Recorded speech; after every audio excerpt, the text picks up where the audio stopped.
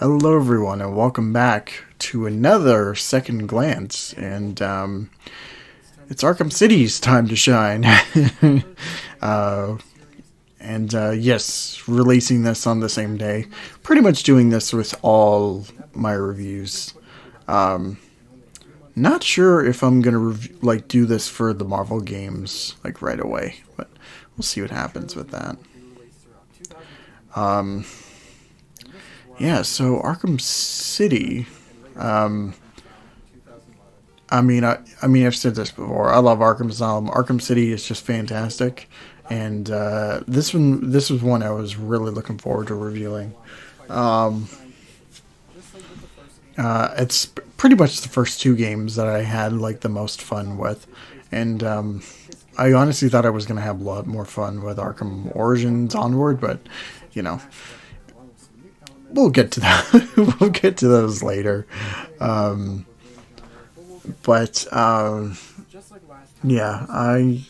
Okay, so this was, I don't know if I mentioned when Asylum was recorded, but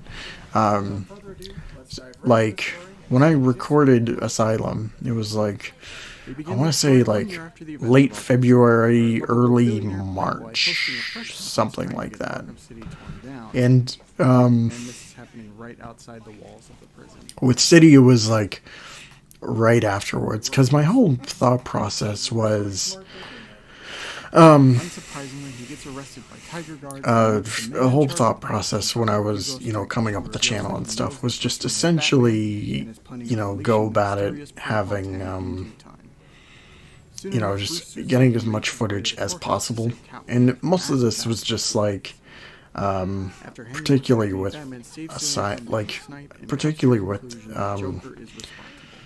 the games. Mostly it was just do the story first, and then if you really need to, then go back and record any extra bits to talk about.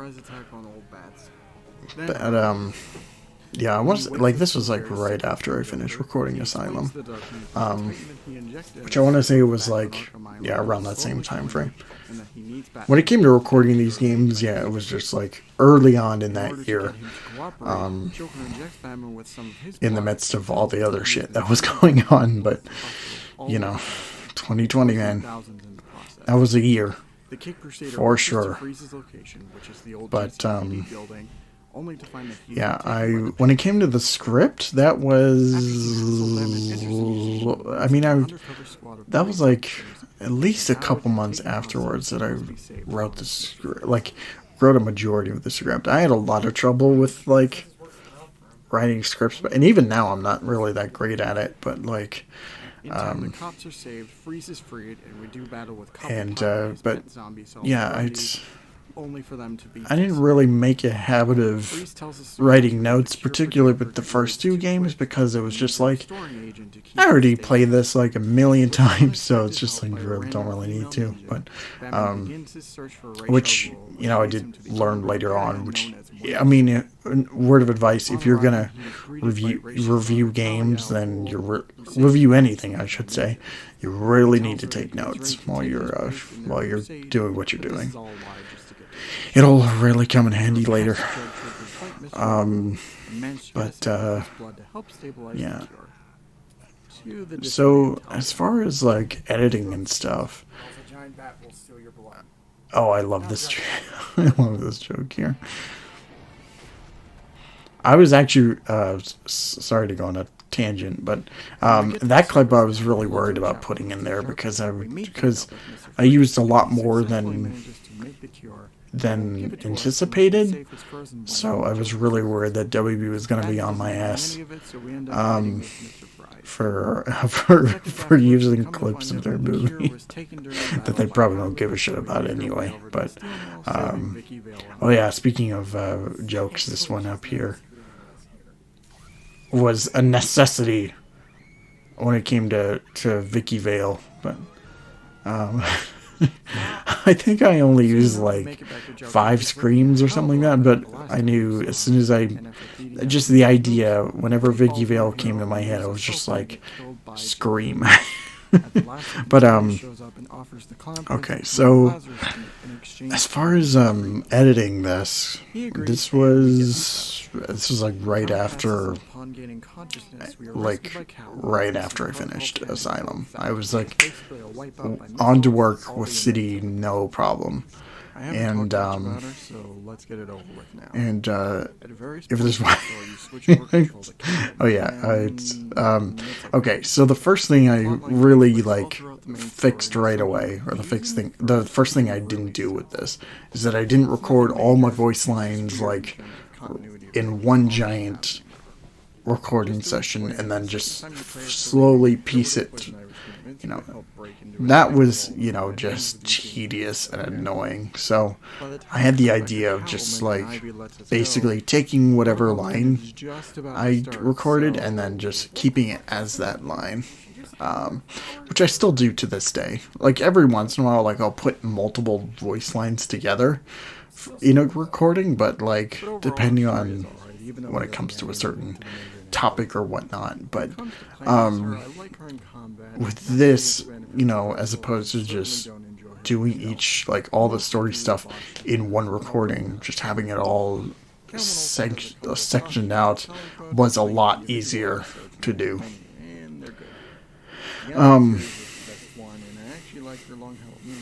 As far as voiceover, like the voiceover didn't really take long because having the option to not go through episodes. Because I started it right at the end of September, and I remember right when October was starting, the Speaking Art podcast was also starting too. I was getting back into podcasts and whatnot, so I remember there was one day where, or the day we recorded the first 2 episodes of the Speaking Art podcast, right after I finished it, I immediately went to recording more lines for Arkham, the Arkham City review. Unlucky for him, Hugo decides to blow up the tower in his last breath. Like as soon as we got off that Zoom call, it was just like back on. Because I wanted to like do all this in like a timely manner, which didn't really work out. But I'll get to that. And he dies. We'll get to that a little bit later. So, that clip I love. The only, the thing about my reviews is that I always love to, insert humor into the whole kind of narrative. So every once in a while I'll put clips from something else. And, like, if it really works for the joke, then I'll do it.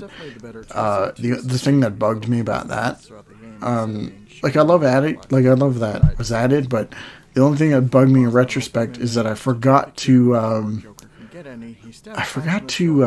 take out the music from, or like the soundtrack, like the music I use for each individual like story or gameplay one. I forgot to take it out of the of the clip. So it's like that clip with Arkham City music. The thing about the voiceover for this one that still bugs me to this day, and it's that like every time I think about it, I just like cringe super hard. So you might have noticed, or if you've watched it before, but every time I say a line, it sounds like I ran a marathon right before recording it, because I always go like I always breathe in, so it's just like, and now we're talking about like it bugged me. It's so bad, so terrible. This is as much as I love these early reviews, and I still do, this is probably the one I cringe at more than like Asylum. And a large part of that is just hearing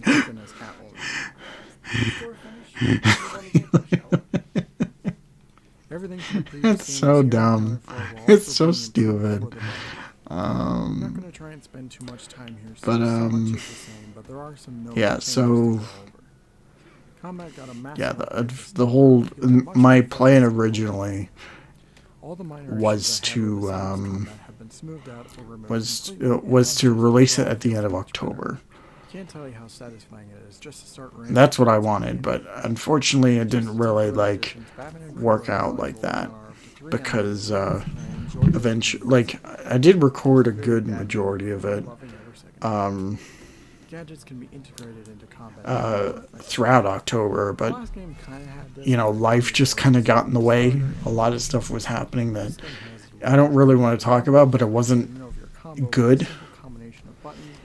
So, like, it was just a lot of, you know, a lot of meltdowns and, you know, emotions that were felt during that time, and it wasn't a good time for anybody in the family. So there's a lot of tension at the time, and I felt like you know, the reviews were a good way of kind of taking my mind off things. So yeah, because of that, the video didn't come out in October. Obviously, it came out early November, which I wasn't expecting it to be this early, but you know, but it's, I guess things happen. I remember, like, trying to think here, because, like,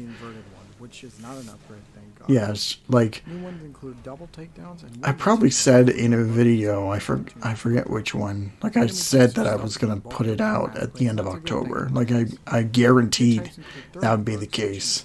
And, yeah, it just didn't work out. So, because it didn't work out, and because, oh man, this is really gonna sound cringy as fuck, but like, because it didn't really line up exactly, I made an apology video right before putting this one out. Like, I literally, like, it was probably literally that same day, and I think it was two things. But it was, the first one was because the video was super late. Or in my head, it was super late. And then there was also something to do with YouTube, as far as getting the video. Like, it had something to do with the premiere. Something was fucking up. And I think YouTube just had a meltdown that day. And, like, just shut all the servers and stuff. And, you know, basically collapsed in on itself. Which is what Twitter does every 3 weeks, it feels like. But yeah, I put in an apology video, and even in the description, I was just like, again, sorry for all that. I don't know why. It was just, oh man, I was in a state then.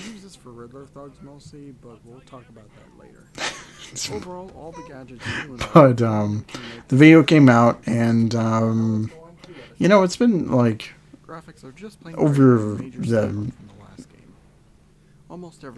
the course of 2 years, like, as much as I don't really look back on this video fondly, or at least entirely so, like, I know that people have watched it. I mean, it's far, like, I think it's, my last count is like 83, 84 views, something like that.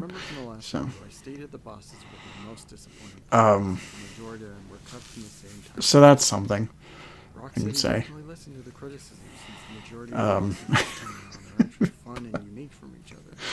Oh man.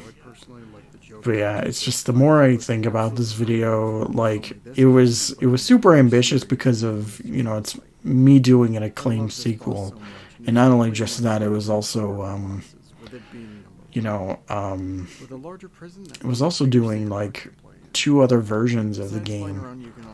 It was essentially what I wanted to try and do with this one was just like make it more, like, make it a better video in general, which is, you know, you want to try and up yourself for each video, but this one in particular because I remember there was so much hardship with there's so much hardship with Asylum, at least for me, that I felt it was absolutely necessary to just get the best possible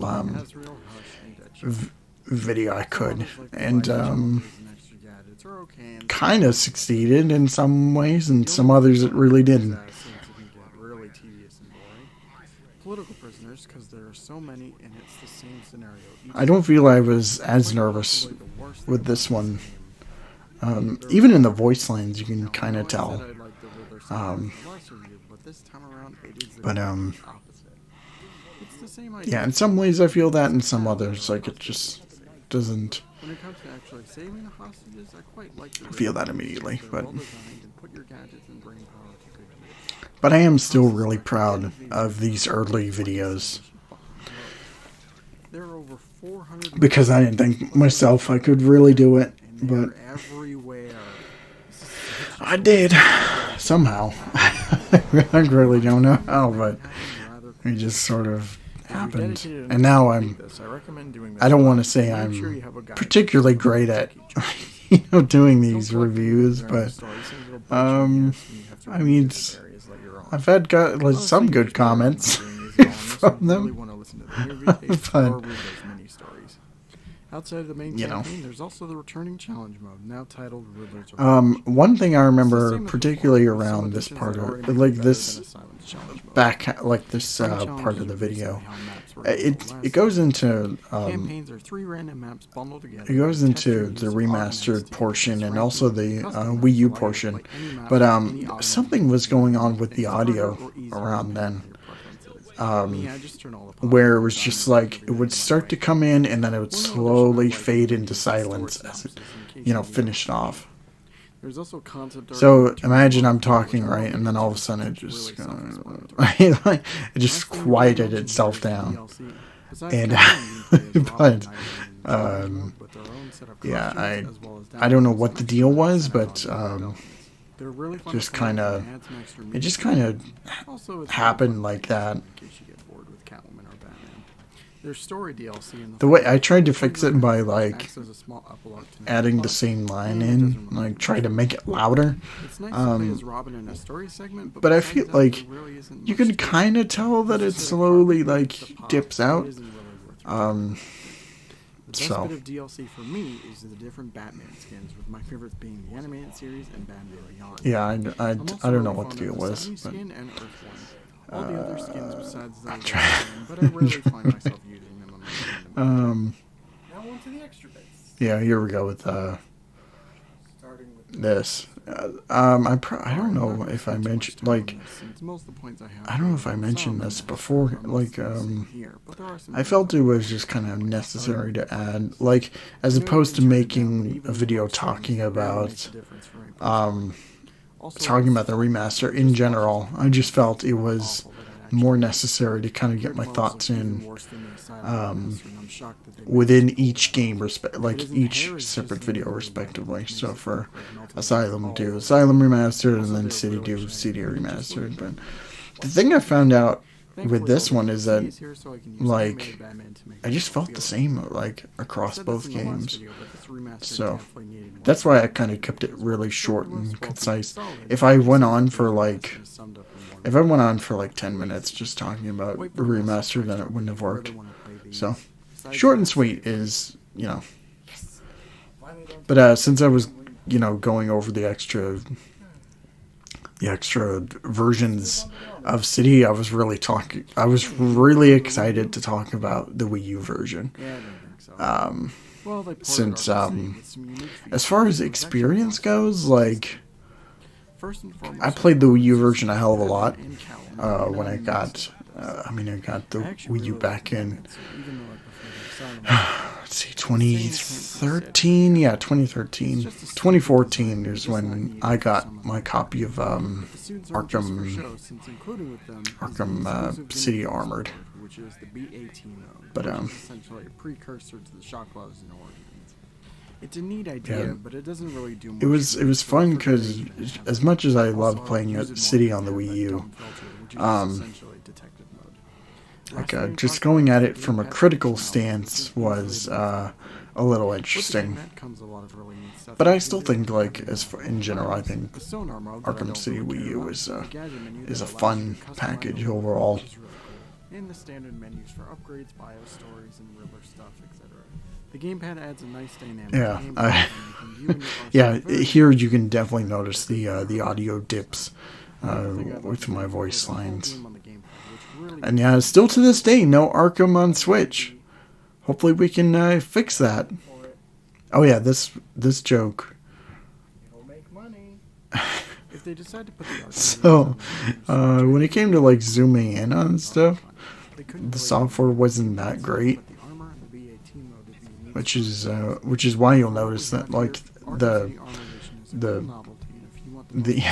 is kind of squished in a little. The video is. That was on my part, but I haven't really tried any other software, but at some point I want to try like pretty much everything that worked in Asylum, like a Premiere or something. Premiere is like the GOAT, I guess you can say. But yeah, in retrospect, like I think like this video was a lot of fun to make. It was also a bit of a pain in the ass as far as just in general. Like, I mean, not only like with the amount of stuff I was talking about then, but like, but just like just the process. Like I was still evolving. I was still in that early stage period where I didn't really know what I was doing, and I mean, it was a miracle that these videos even got made. But I'm trying to. Oh wait, no, it was Arkham. Anyway, I really hope you all enjoyed this episode of Second Glance, and I will see you all Christmas Eve when we talk about Arkham Origins. So that'll be fun. Yeah, can't wait to see you there. If you're new here, don't forget to like, comment, subscribe, share, all that fun stuff. Be sure to follow me on all my social media. Go subscribe to my other channels, the Let's Play channel, and also the Speaking Nerd podcast. So, yeah. Until next time, everyone. Have a great night. Thank you all again so much for watching these, and take care of yourselves. See ya.